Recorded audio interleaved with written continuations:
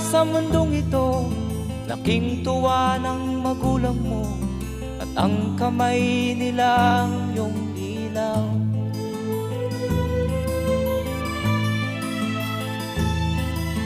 At ang nanay at tatay mo'y di malaman ang gagawin, minamasdan pati pagtulog mo.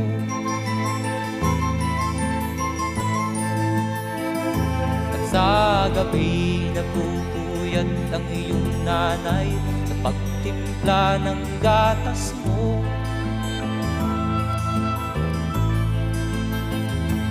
Sa umaga na may kalong ka ng iyong amang tuwang-tuwa sa'yo.